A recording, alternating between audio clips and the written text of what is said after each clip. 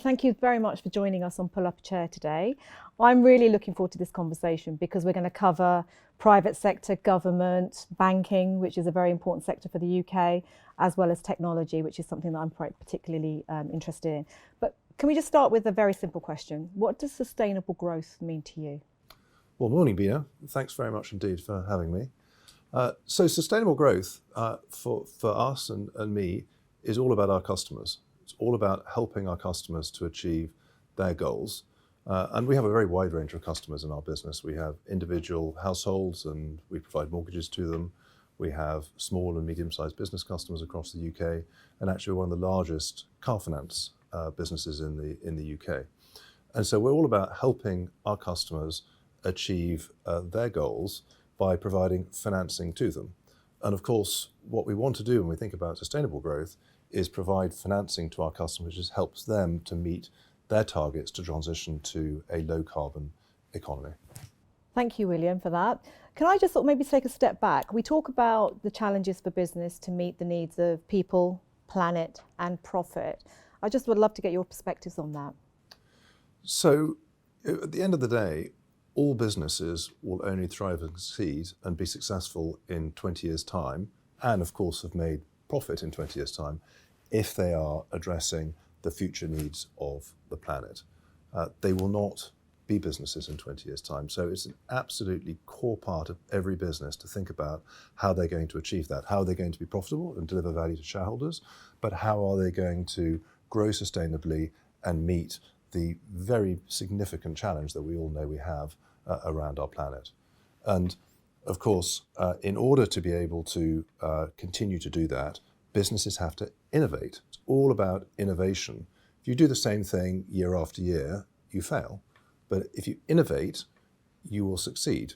And of course, in this area, this means, as a bank, as Santander, innovation means developing financial products and financial solutions for customers which help them to make that transition to a low carbon economy. Now, what does that mean in practice? It means homes. The second biggest source of carbon emission in the UK is poorly insulated housing. And so retrofitting housing stock in the UK is one of the most simple ways to reduce the UK's carbon footprint, whether that be glazing, whether that be insulation, whether that be changing the means of heating, whether it be solar panels. And so, of course, what we're doing is developing innovative financial products which allow people to borrow money to finance those changes to their homes.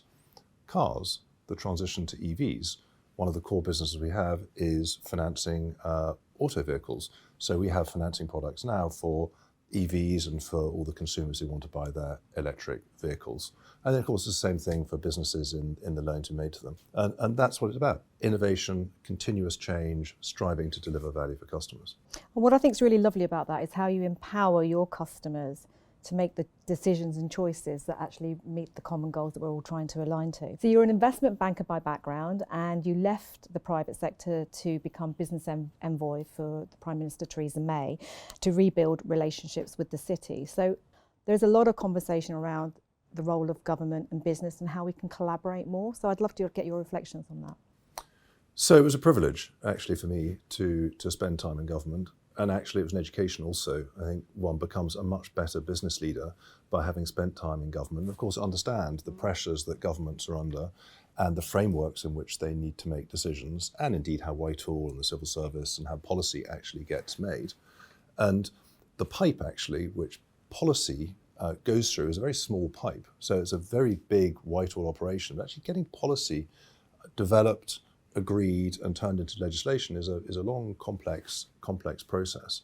And of course, business has a crucial role to play in the development of that policy because ultimately government is there to serve the people, and it's there to serve the economy, it's there to help grow the economy, and businesses are the key engine of growth of that. And so the relationship between government and business is crucial. And I must say, this government, the very recent Rishi Sunak government, has taken some very significant steps, especially as it relates to financial services and the world I'm in, to start to develop policy which are going to make a big difference to competitiveness in the UK.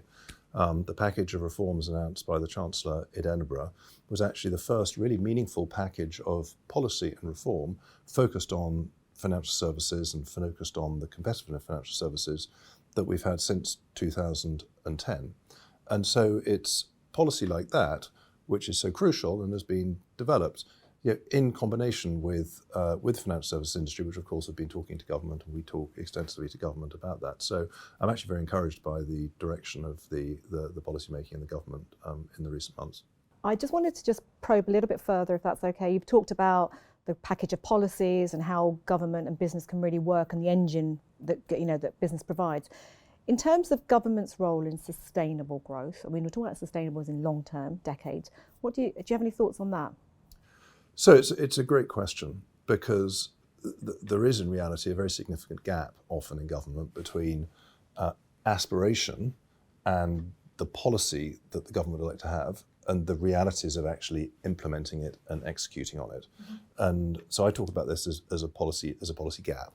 And if you look at the transition to the low carbon economy, the UK has actually been one of the most forward-leaning countries in the world in terms of the targets that we're setting, whether it be net zero targets, whether it be to phase out all combustion engines by 2030, the aspirations that government have around retrofitting homes to reduce emissions. The challenge, of course, is who pays for it and how is it executed, because it is very, very expensive.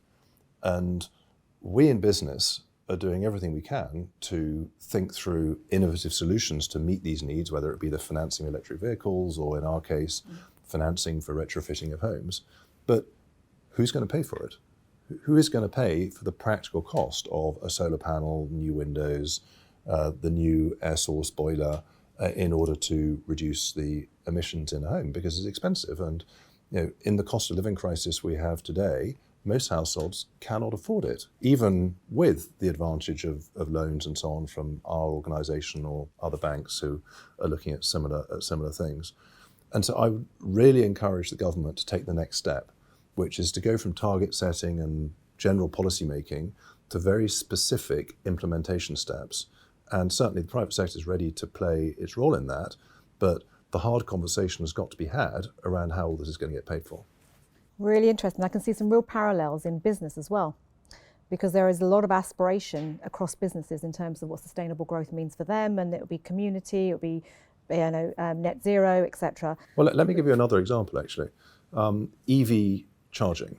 So when I was in government, we had extensive discussions around the need for a high-speed charging network in the UK, where no household would be more than 50 miles away from a high-speed charging point, precisely to avoid what we have in the roaming and mobile network service, where there are large black spots in this country, or indeed in fibre and access to high-speed internet, because there was no central plan, it was left to the private sector. And we had extensive discussions about putting this in place, which would be a public-private solution. And National Grid actually had developed a very well thought through plan for a high-speed charging network. And this would precisely have avoided the situation we saw over Christmas, where all these cars were lined up around the block because there weren't enough charging points and people finding they had to wait 3 hours in order to be able to charge their car. But whilst there was a real policy intent, the practical steps to actually get this implemented, and I won't go into where it got blocked, but it did get blocked within government and it couldn't be implemented. And here we are now, 3 years later, and we really haven't made any progress on high-speed charging. Yeah, I get your point there. There's a lot of remedial action before we can even start to move forward. I just wanted to pick up on your reflections of the UK economy. As Chair of Santander UK, you're part of a large, diversified international bank. But in terms of the UK and the growth prospects for the UK, I'd love to get your perspectives on that. So look, I mean, I don't think it's controversial to say it's been a very dispiriting few years in the UK, and objectively, the UK has grown less quickly than it may have done. It's certainly grown less quickly than our peers in Europe and in the US, and that has been a drag on investment and a drag on business confidence in the UK. And if you look at the year ahead, the 2023, which has just started, again, the economists are all telling us that UK will go into recession this year. We'll have negative GDP growth, -2%, Eurozone more or less flat. And in the case of Santander, we operate in many markets around the world, Brazil, Mexico, North America, and there the GDP growth prospects are much stronger, positive. So we certainly are continuing to face economic headwinds, but, and I do underscore that 3 times, I think there are real grounds for optimism in terms of the UK as a country. I think we have a much clearer outlook in terms of where we're going and a more predictable investment horizon and framework. We have lots of things going for us here in the UK, whether it be our education system, whether it be the quality and capability of the people we have in this country, the innovation, the very demonstrable track record we have, whether it's in biotech or life sciences or technology, and of course in financial services. And so whilst there obviously have been headwinds, I'm certainly more optimistic going into 2023 about the outlook for the UK. And certainly as an international investor, when I talk to international investors, they look at the UK through the lenses of, is now the time really to start thinking about investing again in the UK? Absolutely what I hear as well. You've hit the ingredients in terms of the factors for the UK, the education, the innovation, the talent, the technology, the financial services, absolutely. I just want to talk a little bit about the business's role in society. And you've been quoted as talking about your commitment to creating real opportunities, transforming lives and delivering on economic prosperity. And I think that all aligns with the purpose that Santander talks about. You've also done quite a lot in the local communities, and I just wondered if you could share share your recent partnership, but especially with MKU. I don't know if you'd be happy to share that. We at Santander for many years have believed very strongly that we have a broader role to play in society, and that has to be part of our purpose as a business. And of course that's good business for us in the end, because we ultimately want to serve our customers, which means we need customers, we want customers, we're trying to grow our customer base, and therefore we need to be seen to be making a broader impact on society for our customers than in a narrow financial services sense. And so the area that we're really focused on is education and higher education. As an organisation globally, we're the largest contributor and donator to higher education in the world. We've given 2.1 billion euros to higher education broadly defined over the last 20 years. Globally across our different markets. And here in the UK, we've given over £100 million in the last 15 years to our university partners. We have 75 university partners across the UK, and we support them in different ways, but largely we're aimed at underprivileged students and students who otherwise might not have been able to go to university, and providing funding for them through a scholarship program to help them to do that. And then we go further because we have 2 further university programs we work very closely on. One is around helping these students to then find internships.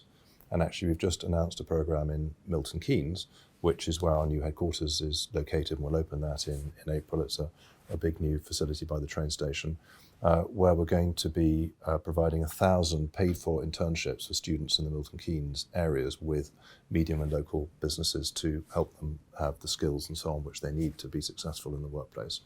And then finally we have an entrepreneurship program where we provide seed funding to 500 small businesses which are founded in universities, and we fund 500 of those every year to help them incubate and get going and turn into viable businesses over time.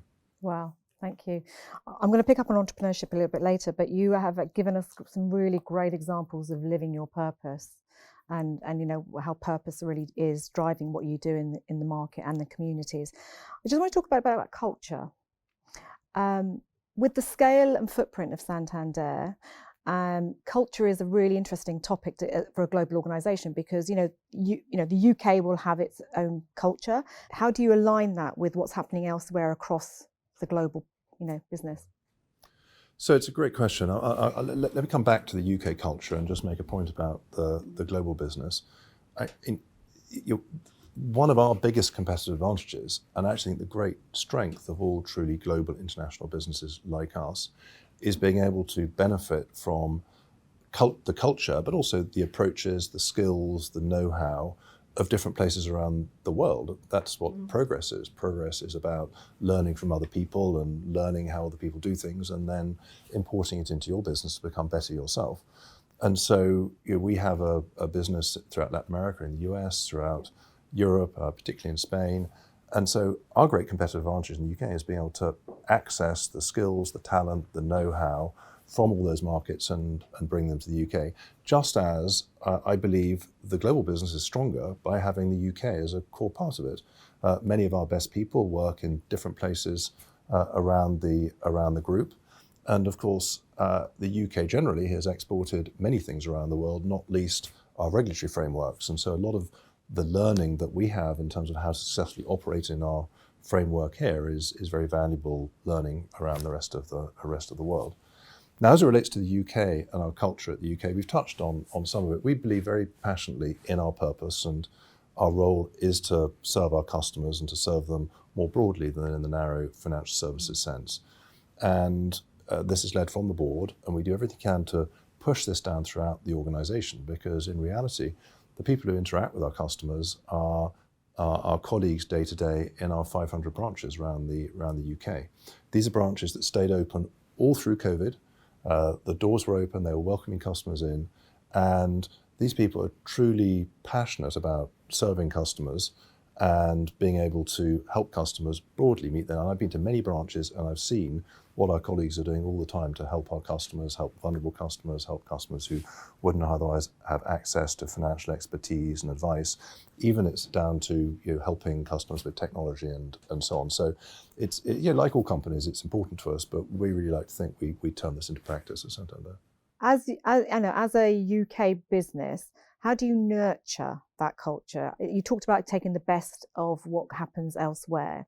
Is there anything that you're doing that really nurtures that? Because we do see it. We see it in the way that Santander shows up in the market. What are you doing that's really nurturing it? Well, again, it's a very good question. I think it really comes down to the level of interest of the senior people in the organisation and the board in our people at all levels. A lot of organisations talk about the perma layer or the permafrost layer in the organisation, and so you have the senior management and the board, and then you've got the people who really are delivering the firm, whether it's Santander or other firms, day to day with customers, and then there's this kind of middle layer. And we like to think that we don't have that middle layer. We have a great deal of accessibility going both ways in the organisation, and necessarily board members don't spend all their days in branches, but we do all spend time in branches. We all visit branches. We have colleagues from across the business coming to the Exco. They come to the board. We do workshops. We have broad sessions with we have networks. And it's worth spending a second on that. We have 8 different networks in our organisation which represent all sorts of different interests, whether it be retired military personnel, a whole range of different diversity networks. And we think these are really, really important as part of fostering that culture and making it accessible to everyone. And that's something that I'm personally interested in. This is why I wanted to ask you the question, because culture has to come from the top. And it's something that we've definitely been focusing on very, very much over the last 18 months or so. You've touched on the role of boards, and I think from what I've seen in my experience and from talking to our peers, the role of boards has changed. And I think you've just given one clear example of how culture as something that's living, breathing throughout the organisation, whilst you're not out on the front interacting with customers, you are really driving that. How do you think the role of boards has really changed in your career as well? So it's changed enormously, as you know, Bina. I'd pick up 2 things really to highlight. One is board accountability. I think the level of accountability which board members now feel for the business is much greater. That's not to say they didn't feel accountability before, but I think the expectation that board members have of themselves in terms of the understanding of the business, the level of detail that they need to go into, and the level of accountability that they need to take ultimately for core aspects of the business, not obviously for running the business day to day, but for the culture, for the ethics, for the sort of the safety in terms of the way they run it, for the risk management. These are things which board members feel accountable for. And certainly I think in the UK, board members at big companies would all stand up and say, I am accountable, whereas perhaps they wouldn't have done 20 or 30 years ago. The other aspect I think we've touched on really, which is the diversity of both of the boards in themselves, but also the way in which they are bringing about a much more diverse culture, and a culture which is focused on all stakeholders. Of course, ultimately we're delivering value for shareholders and so on. As we talked about earlier on, you only have a successful business if you're evolving the business at the same time as driving profit. And so I think boards are much more focused on all stakeholders, whether it be our employees from a culture perspective, whether it be our customers, whether it be the purpose that we have as a business. And the boards really drive that, and I think that is a big change from 20 or 30 years ago. Oh, I think so too. I think the other big change from 20, 30 years ago in your sector is the emergence of fintechs. Yes. So I'd like to turn a little bit, if that's okay, to technology. So certainly in the last decade, we've seen an emergence of fintechs, and I'd like to get your perspective of how you feel that's changing your business or your outlook for your business. So look, I mean, my colleagues on the Santander board would say I was quite evangelical on this topic. I believe we're on the verge of a revolution, and of course we've been through a big set of technology changes over the last 20 years, but I believe we're on the verge of a much bigger and more transformational set of changes, and that is to do with individuals' and businesses' relationship with money and transactions. We're going to live in a world within 5 years where every single thing we do is instantaneous and electronic, and will involve the exchange of ownership, whether it's a security, whether it's a bond, whether it's a share, whether it's a painting, whether it's a house, whether it's a car, will involve an instantaneous exchange of ownership, which will be recorded by electronic means and will be exchanged for money electronically, instantaneously.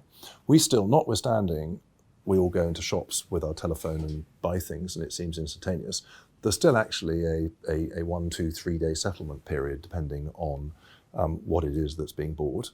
And there's an extensive settlement period if you're talking about stocks and shares and bonds and so on.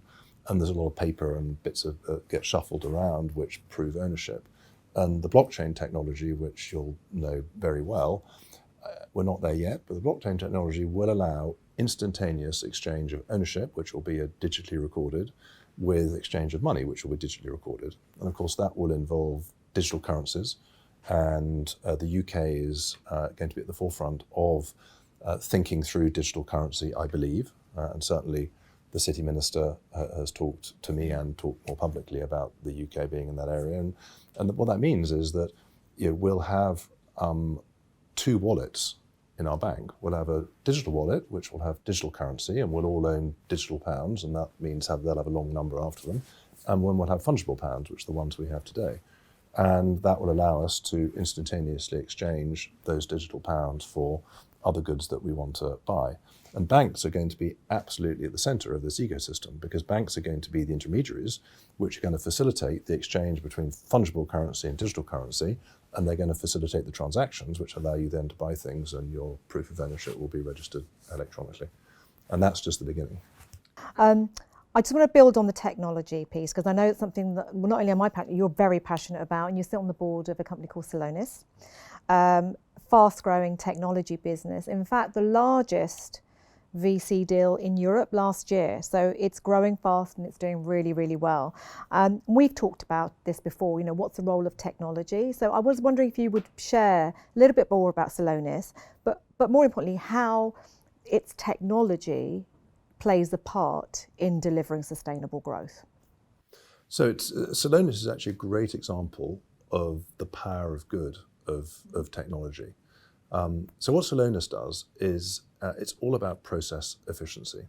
So all businesses, large and small, and obviously particularly the large ones, have become reliant on very complex processes to run their operations. Whether they're a retailer and they're selling goods, they've got to buy large inventories of very large numbers of goods, whether they're banks with processing very large volumes of transactions, whether they're industrial companies running processes. And these processes all run on computers, software of different forms.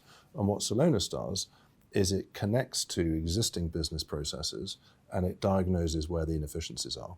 And one of the very common challenges I hear talking to CEOs is frustration with not understanding their own process. They say, well, it's so complex, our process, and it's so costly. And what Celonis does is using technology and actually using AI and machine learning through teaching itself the processes which are involved in individual businesses. It diagnoses where the inefficiencies are and then reports on how those inefficiencies can be improved or removed. Give an example, a business buying a single product, but from 5 different suppliers at 5 different prices with 5 different lead order delivery times. Celonis will instantaneously or very quickly diagnose that and deliver a report and allow that to be fixed. And ultimately, it's therefore a cost reduction tool. So it's about efficiency, simplification, and cost reduction for big businesses.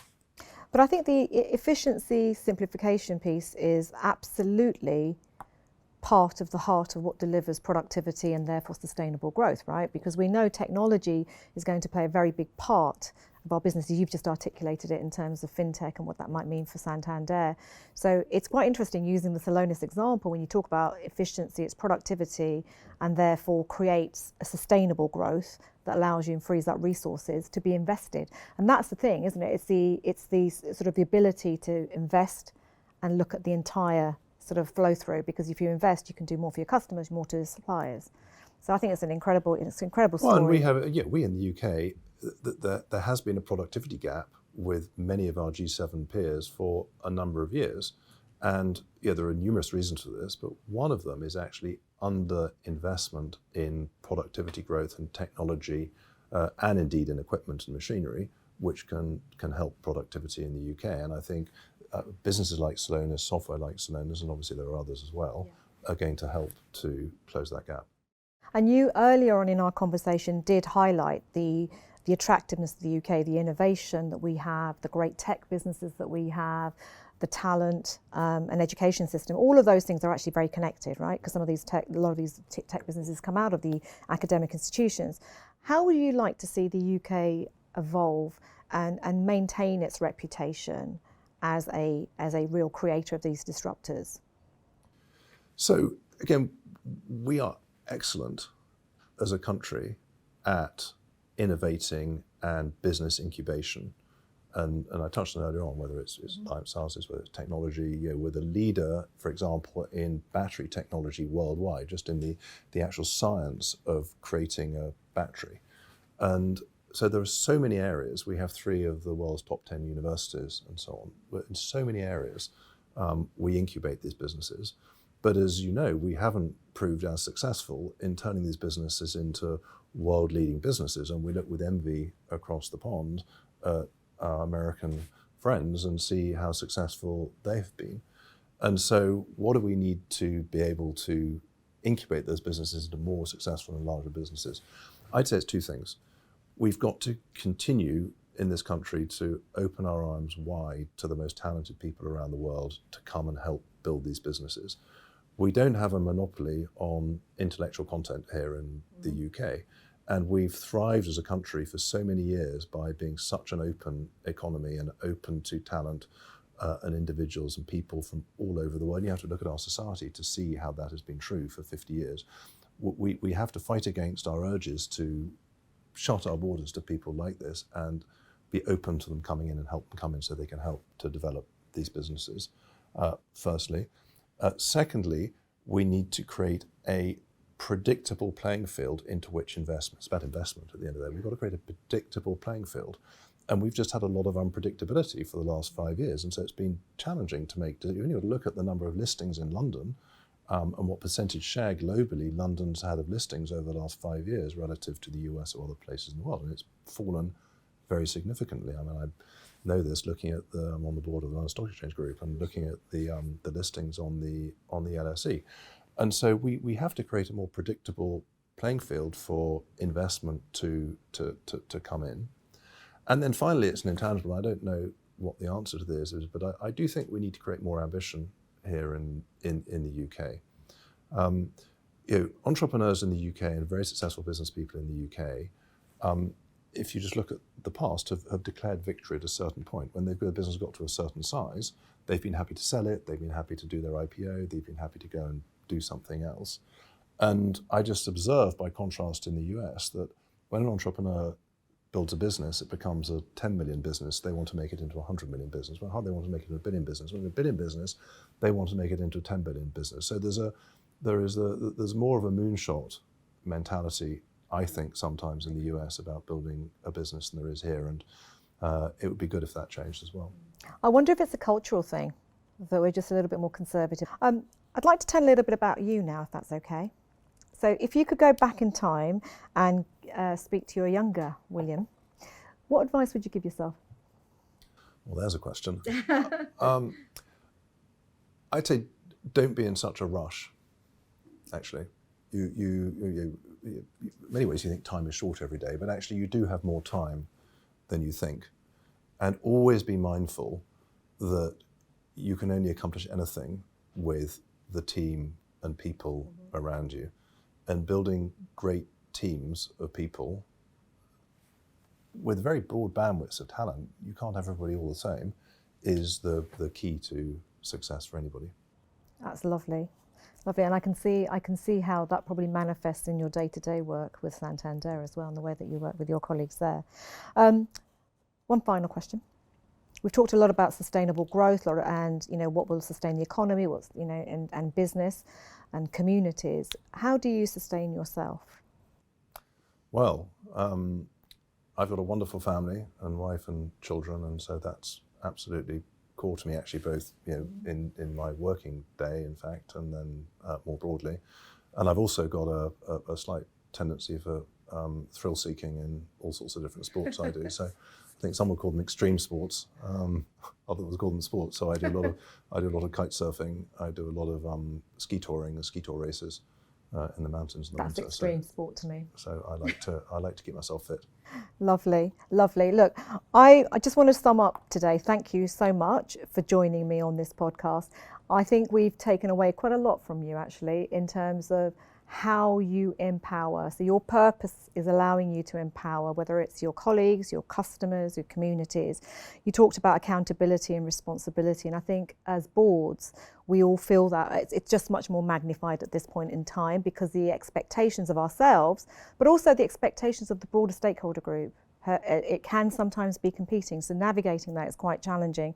And I think you're absolutely right. The power of good in technology and what it has, the ability it has to drive sustainable growth. That brings me right back to the lovely phrase that you use, we're on the verge of a revolution. And I look forward to that with great optimism based on what you've just told me. Thank you. Great, thanks Bina, very much indeed.